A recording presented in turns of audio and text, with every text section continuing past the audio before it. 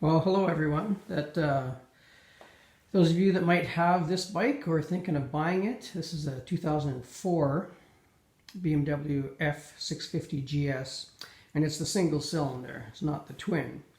So what makes this bike appealing to a lot of people is that it's one of the few adventure touring bikes that has quite a low seat height. So for smaller, shorter riders, it's a really good choice. And what I found though, that although it had an adjustable clutch lever, it did not have an adjustable brake lever. And so that was really a problem for me. So what I did is I took this is the original lever. I took it off and I went down to some of the motorcycle shops and just compared it to what was on some new bikes. And I found one that was close.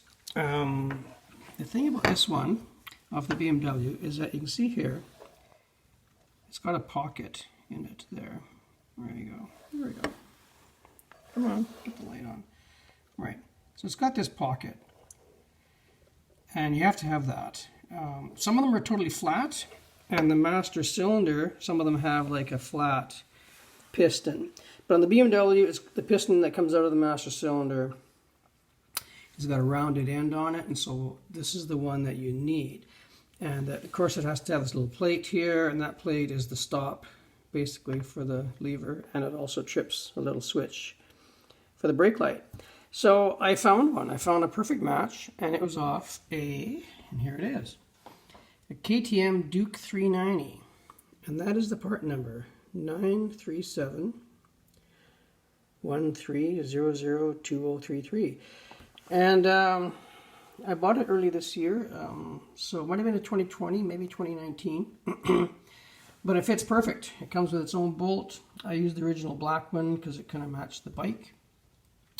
And I'll show you what it looks like. Here we are right here.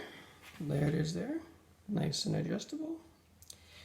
The only thing I did was the new one, this lever here, the ball end was really big, and it was constantly rubbing on my hand guards, even if I tried tweaking the adjustment of the hand guard. And so what I did, I'll use the example on the old one here. Well, let's say this was the new one. I basically drew a line right across the middle of the ball end, and I just basically cut the end off.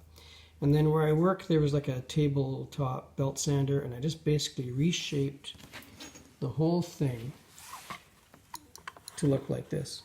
So it's small, but it still looks nice, looks professional. And then I kind of just sanded it a bit, and I just dipped the end in a can of Trumclad gloss and kind of blotted the dabs off it as it was dripping. So it turned out perfect. Works good. It's on the lowest setting. It's not really highly adjustable. It moves in and out, but not as much as some. But for me, it's great. I can be driving along, I can reach one finger and I can grab it, and I don't have to kind of roll my hand off, which I used to have to do. So it's really a big improvement. I had to pay almost $100 Canadian. So if you're in the States or somewhere else, it's going to be cheaper for sure.